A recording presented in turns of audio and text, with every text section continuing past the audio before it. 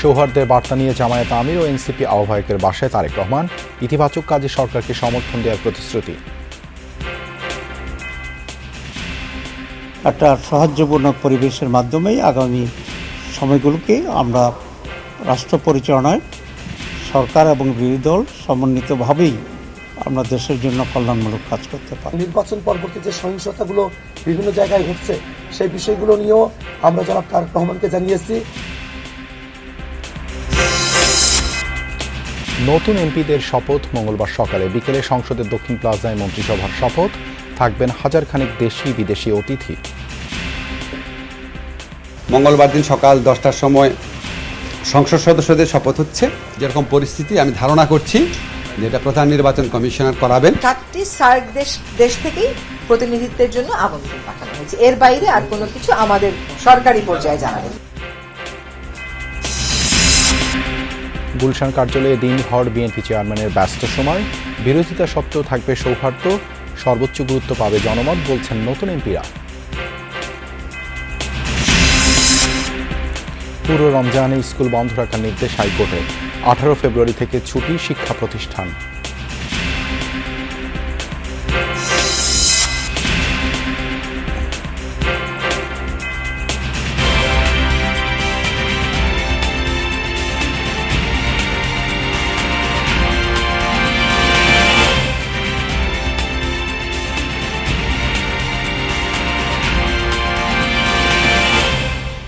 আমন্ত্রণ যমুনা নিউজে আপনাদের সঙ্গে আছি আমি দেবাশিস রঞ্জন সরকার। এতক্ষণ শিরোনাম দেখছিলেন। সৌহার্দ্যের বার্তা নিয়ে জামায়াত আমির ও এনসিপির আহ্বায়কের সঙ্গে সাক্ষাৎ করলেন বিএনপি চেয়ারম্যান তারেক রহমান। এই সাক্ষাৎকে স্বাগত জানিয়েছেন দুই দলের দুই নেতাই। জামায়াতের তরফ থেকে জানানো হয়েছে তারা সরকারের অংশ হবে না, বিরোধী দলে থেকে গঠনমূলক সমালোচনার পাশাপাশি ভালো কাজে সহযোগিতার আশ্বাস দিয়েছে এনসিপিও। এছাড়া আলোচনায় নির্বাচন পরবর্তী সহিংসতা সহ বিভিন্ন বিষয় উঠে আসে। বিএনপির পক্ষ থেকে আশ্বাস দেওয়া হয় যথাযথ ব্যবস্থা নেয়ার। দেশের মাটিতে পা রেখেই পুরনো রাজনীতির প্রথা ভেঙে নতুন রাজনীতির ইঙ্গিত দিয়েছিলেন তারেক রহমান। ত্রয়োদশ জাতীয় সংসদ নির্বাচনের 3 দিন পর জামায়াতের আমিরের সাথে বিএনপি চেয়ারম্যানের সৌজন্য সাক্ষাৎই যেন দিচ্ছে পরিবর্তনের সেই বার্তা।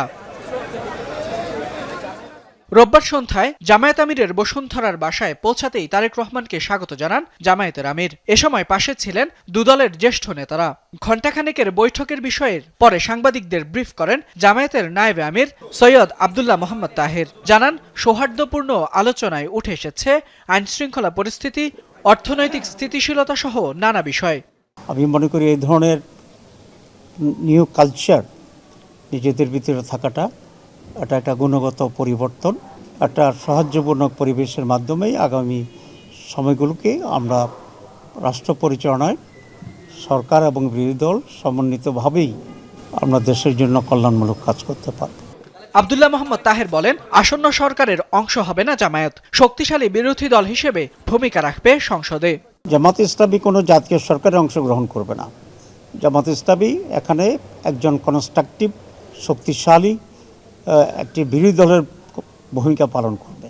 পজিটিভ যে কোনো বিষয় আছে আমরা বলেছি আমরা কোঅপারেট করব এবং জনগণের স্বার্থের বিরুদ্ধে এবং জনগণের কোনো কল্যাণের বিপরীতে যদি সেরকম কোনো ভূমিকা থাকে আমরা অবশ্যই সে ব্যাপারে আমরা প্রতিবাদ এবং ভূমিকা নেওয়ার জন্য আমরা প্রস্তুত আছি। জামায়াত আমিরের সাথে বৈঠক শেষে এনসিপির আহ্বায়ক নাহিদ ইসলামের বাসায় যান তারেক রহমান। এ সময় তাকে স্বাগত জানান এনসিপির নেতারা। সাক্ষাতে আলোচনা হয় বিভিন্ন বিষয়ে। পরে গণমাধ্যমকে এনসিপির সদস্য সচিব আখতার হোসেন বলেন, এ সাক্ষাৎ রাজনৈতিক সংস্কৃতি পরিবর্তনের আভাস। নির্বাচন পরবর্তী যে সহিংসতাগুলো বিভিন্ন জায়গায় ঘটছে সেই বিষয়গুলো নিয়েও আমরা জনাব তারেক রহমানকে জানিয়েছি এবং তাদের দলের তরফ থেকে সেই বিষয়গুলোতে ব্যবস্থা গ্রহণ করা হবে বলে মির্জা ফখরুল ইসলাম সাহেব তিনি আমাদেরকে আশ্বস্ত করেছেন। বৈঠকে গণঅভ্যুত্থানে শহীদ ও আহতদের বিষয়েও কথা হয় দুই নেতার মধ্যে। ফয়সাল মাহমুদ, যমুনা নিউজ, ঢাকা। চিরাচরিত প্রথা ভেঙে প্রথমবারের মতো নতুন প্রধানমন্ত্রী ও মন্ত্রীদের শপথ হতে যাচ্ছে সংসদের দক্ষিণ প্লাজায়। মঙ্গলবার বিকেল 4টায় শপথ পড়াবেন রাষ্ট্রপতি মোহাম্মদ শাহাবুদ্দিন। শপথ অনুষ্ঠানে যোগ দিতে ভারত, পাকিস্তান সহ সার্কভুক্ত দেশগুলোর পররাষ্ট্রমন্ত্রীদের আমন্ত্রণ জানানো হয়েছে। একই দিন সকাল 10টায় শপথ নেবেন নবনির্বাচিত সংসদ সদস্যরা। আইন এবং পরিবেশ উপদেষ্টা বলেছেন, শপথের স্থান নির্ধারণে প্রাধান্য পেয়েছে সংখ্যাগরিষ্ঠ দল বিএনপির অভিপ্রায়। তাছাড়া সংসদ ছিল জুলাই সনদ স্বাক্ষর সহ নানা অর্জনের কেন্দ্রবিন্দু। ত্রয়োদশ জাতীয় সংসদ নির্বাচনের ফলাফলে নিরঙ্কুশ সংখ্যাগরিষ্ঠ দল হিসেবে সরকার গঠন করতে যাচ্ছে বিএনপি নেতৃত্বাধীন জোট। এই সরকারের নতুন মন্ত্রিসভার সদস্যদের জন্য এরই মধ্যে ড্রাইভার সহ 50টি গাড়ি প্রস্তুত করা হয়েছে। মন্ত্রিসভার আকার যাই হোক, এর মধ্যে থেকেই গাড়ি বরাদ্দ করা হবে মন্ত্রী প্রতিমন্ত্রীদের।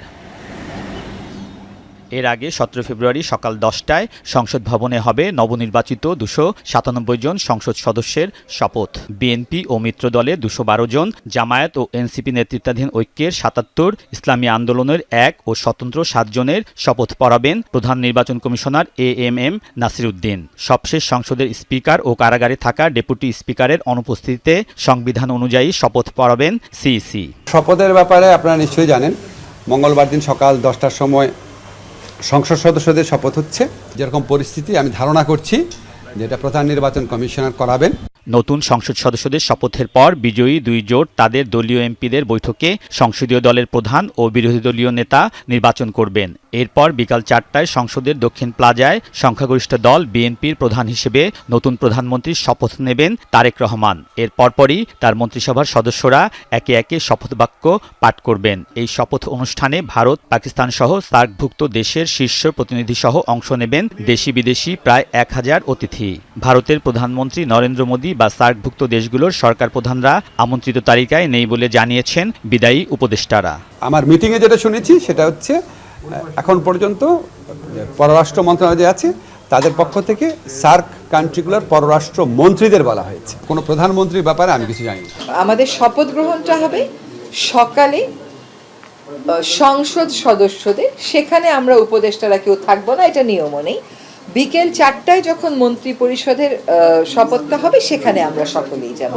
দক্ষিণ প্লাজা শপথ যেটা, এটা বিএনপি আপনার এই অভিপ্রায় ব্যক্ত করেছিল। প্রয়াত নেত্রী বেগম খালেদা জিয়ার জানাজা হয়েছিল, এটার পাশে জায়গাতে আমাদের যে সবার প্রিয় শহীদ ওসমান হাদির জানাজা হয়েছিল। তো এটার একটা অনেক স্মৃতি জড়িত আছে এখানে। প্লাস এটা আমাদের জুলাই গণ অভ্যুত্থানের একটা বিভিন্ন যে ডকুমেন্টেশন সেটার প্রকাশের একটা জায়গা হয়ে দাঁড়িয়েছিল। বঙ্গভবনের দরবার হলের পরিবর্তে প্রথমবারের মতো সংসদের দক্ষিণ প্লাজায় মন্ত্রীদের শপথ হচ্ছে। এর প্রস্তুতি শেষ করেছে মন্ত্রিপরিষদ বিভাগ ও সংসদ সচিবালয়। আইন শৃঙ্খলা বাহিনী নিয়েছে সর্বোচ্চ নিরাপত্তা ব্যবস্থা। প্রথমবার আউটডোরে এরকম দুটো অনুষ্ঠান দুটো ভিন্ন সময়ে হচ্ছে। এই উপলক্ষে আমাদের পর্যাপ্ত প্রস্তুতি থাকবে। আমাদের যে নিরাপত্তা পরিকল্পনা সেটা যথাযথ থাকবে। পুলিশ জানিয়েছে, অপ্রীতিকর যে কোনো ঘটনায় নেওয়া হবে কঠোর ব্যবস্থা। নতুন মন্ত্রীদের শপথ গ্রহণের সব ধরনের প্রস্তুতি শেষ করেছে মন্ত্রিপরিষদ বিভাগ। এখন অপেক্ষা প্রশাসনের সর্বোচ্চ ওই কেন্দ্রবিন্দু সচিবালয়ে তাদের বরণের। আলমগীর স্বপন, যমুনা নিউজ, ঢাকা। সারা দেশে বিজয়ী প্রার্থীদের সাথে দিনভর শুভেচ্ছা বিনিময় করেছেন বিএনপি চেয়ারম্যান তারেক রহমান। দীর্ঘ সময় গুলশানের কার্যালয়ে দলের শীর্ষ নেতাদের উপস্থিতিতে মত বিনিময় করেন তিনি। আগামীর এমপিরা বলছেন, নতুন ধারার সরকার গঠন করতে যাচ্ছে বিএনপি, যেখানে বিরোধিতা থাকলেও থাকবে সৌহার্দ্য, সর্বোচ্চ গুরুত্ব পাবে জনমত। মঙ্গলবার শপথের আগে জল্পনা কল্পনা, কেমন হবে মন্ত্রিসভা, কতটা শক্তিশালী হবে বিএনপি সরকার, সেসব আলোচনার কেন্দ্রবিন্দু গুলশানের বিএনপি চেয়ারম্যান কার্যালয়। রোববার বেলা 12টার পরপরই কার্যালয়ে আসেন বিএনপি চেয়ারম্যান তারেক রহমান। একে একে উপস্থিত হন মহাসচিব মির্জা ফখরুল ইসলাম আলমগীর, স্থায়ী কমিটির সদস্য নজরুল ইসলাম খান, সালাউদ্দিন আহমদ সহ শীর্ষ নেতৃবৃন্দ। দেশের বিভিন্ন আসনে বিজয়ী প্রার্থীদের সাথে শুভেচ্ছা বিনিময় করেন বিএনপি চেয়ারম্যান। নবনির্বাচিত সংসদ সদস্যরা জানান, তারেক রহমানের নির্দেশনায় শক্তিশালী সরকার পাবে বাংলাদেশ। নতুন ধারার আইন সভায় গুরুত্ব পাবে জনগণের প্রত্যাশা।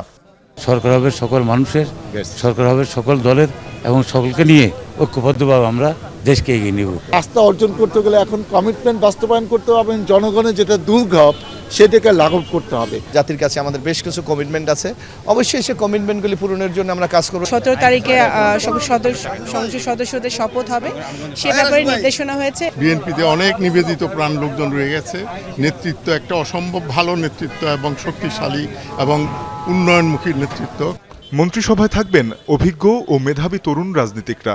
নির্বাচনের লড়াইয়ে যারা সঙ্গী ছিলেন তারাও ভবিষ্যৎ পরিকল্পনায় একাত্মতার কথা জানালেন। তারেক রহমানের নেতৃত্বে আস্থা আছে সর্বস্তরের নেতাকর্মীর। 31 দফার বাস্তবায়ন পর্যন্ত আমরা দুই পক্ষের আমার দিক থেকে আগ্রহ রয়েছে, আমরা আমাদের ঐক্যবদ্ধতা যে জায়গাটা সেটাকে আমরা অব্যাহত রাখতে চাই। মবের কালচার শেষ হবে, শান্তি আসবে, সবাই আরামে থাকবে এবং নির্দোষ অনেক মানুষ বন্দী অবস্থায় আছে রাজনৈতিক হয়রানিভাবে, সেগুলোর বিষয়েও আমি বলেছি। অভিজ্ঞতা সম্পন্ন ব্যক্তিবর্গ পাশাপাশি নবীনদের সংমিশ্রণে একটা অত্যন্ত সুন্দর মন্ত্রিসভা গঠন করবে। সাধারণ মানুষের যে এবার উৎসব মুখর পরিবেশে জাতীয়তাবাদী দলকে যে ওরা বেছে নিয়েছে, তারেক রহমানের প্রতি আমাদের বিনীত আহ্বান থাকবে যেন একটা শান্তির বাংলাদেশ যেন গঠন করে। নেতাকর্মীরা বলছেন, বিরোধী মতের প্রতি শ্রদ্ধাশীল থেকেই দেশ পরিচালনা করতে চান তারেক রহমান। তানজিম শাফিন, যমুনা নিউজ, ঢাকা। দেশের ইতিহাসে অন্যতম সফল ও সহিংসতাহীন একটি নির্বাচন উপহার দিতে পারায় সংশ্লিষ্ট সকলকে ধন্যবাদ জানিয়েছেন উপদেষ্টা পরিষদ। রোববার প্রধান উপদেষ্টা ডক্টর মোহাম্মদ ইউনূসের সভাপতিত্বে অনুষ্ঠিত উপদেষ্টা পরিষদের বৈঠকেই ধন্যবাদ জ্ঞাপন করা হয়। এই নির্বাচনে জনগণের আকাঙ্ক্ষার প্রতিফলন ঘটেছে বলে উল্লেখ করেন প্রধান উপদেষ্টার প্রেস সচিব শফিকুল আলম। বলেন, নতুন সরকার গঠনের পর উপদেষ্টার দায়িত্ব পালন করা ব্যক্তিরা দেশেই থাকবেন। বৈশ্বিক পর্যায়ে যথারীতি কাজ করবেন ডক্টর মোহাম্মদ ইউনূস।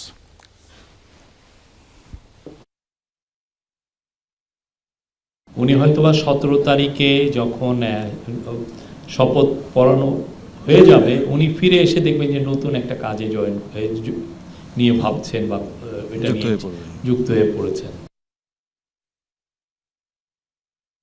রমজানের 18 ফেব্রুয়ারি থেকে সরকারি বেসরকারি নিম্ন মাধ্যমিক ও মাধ্যমিক শিক্ষা প্রতিষ্ঠান বন্ধ রাখার নির্দেশ দিয়েছেন হাইকোর্ট।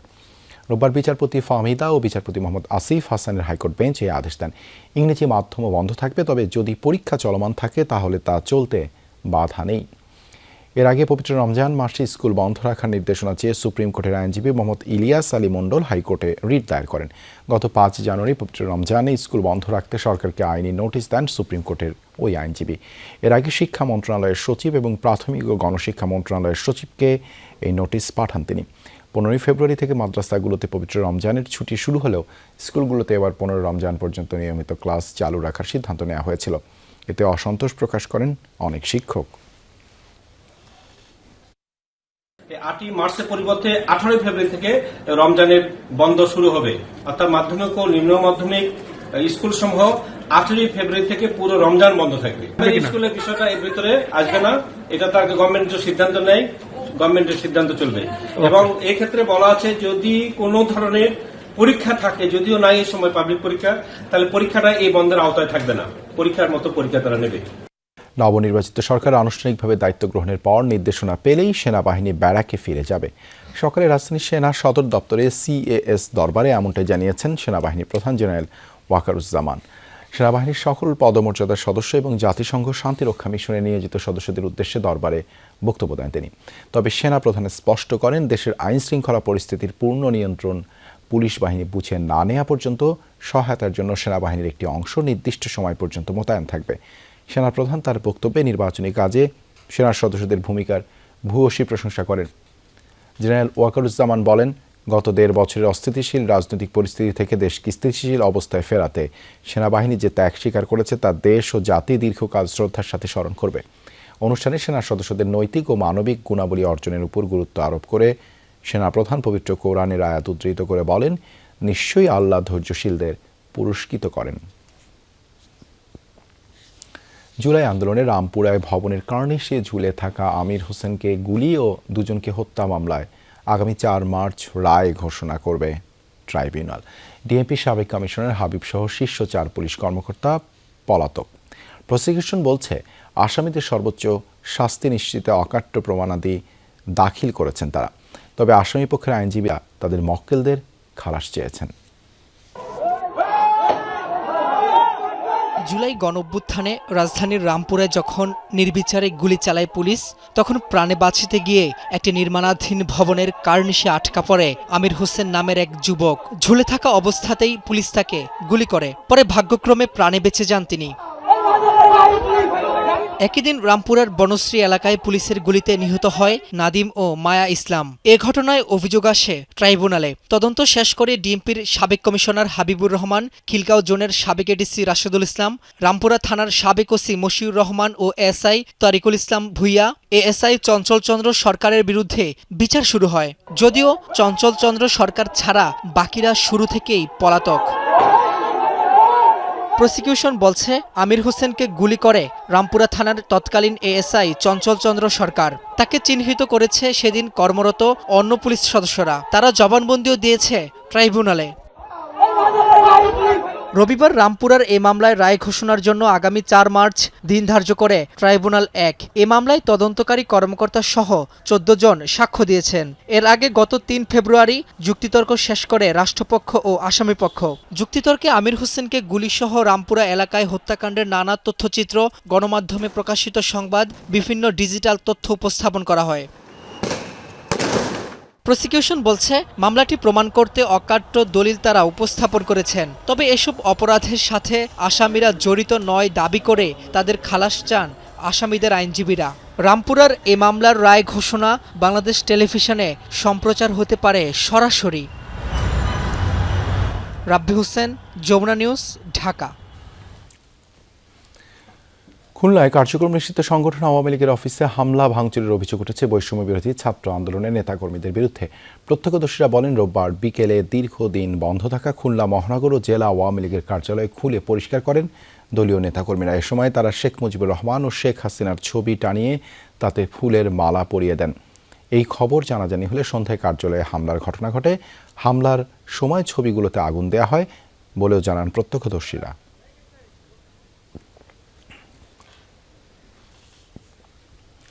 গোপালগঞ্জের টুঙ্গিপাড়ায় নির্বাচন পরবর্তী সহিংসতায় বিএনপি কর্মীকে কুপিয়ে আহত করার অভিযোগ উঠেছে জামায়াত কর্মীর বিরুদ্ধে।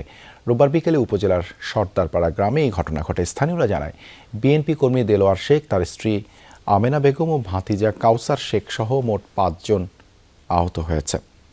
ভুক্তভোগীদের দাবি, নির্বাচনের আগে ভোট চাইতে গেলে স্থানীয় জামায়াত কর্মী জিয়ারুল মোল্লা ও শিবির কর্মী দিন ইসলামের সাথে কথা কাটাকাটি হয় বিএনপি কর্মী দেলোয়ার শেখের।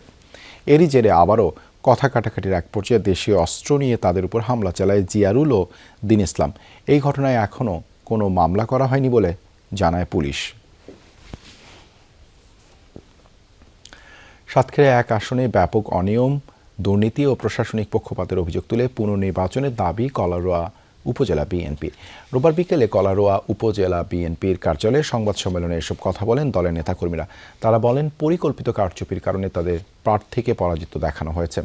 এ সময় বিভিন্ন ভোট কেন্দ্রে বোরকা পরে অপ্রাপ্ত বয়স্কদের ভোট প্রদান, প্রিজাইডিং অফিসার ফলাফল ঘোষণা না করে নির্দিষ্ট প্রতীকের এজেন্ট দিয়ে ফলাফল ঘোষণা, ধীর গতিতে ভোট গ্রহণ সহ নানা অভিযোগ তুলে ধরা হয়। এছাড়াও আনসার সদস্য নিয়োগে দলীয় প্রভাব খাটানো সহ প্রিজাইডিং অফিসারের পক্ষপাতমূলক মন্তব্যের অভিযোগও করা হয় সংবাদ সম্মেলনে। পরে সাতক্ষীরা ১ আসনের ফলাফল বাতিল করে পুনর্নির্বাচন, একই সঙ্গে জেলা রিটার্নিং কর্মকর্তার অপসারণ দাবি করেন উপজেলা বিএনপি নেতাকর্মীরা। এই ছিল যমুনা নিউজে। এতক্ষণ সাথে থাকার জন্য ধন্যবাদ সবাইকে।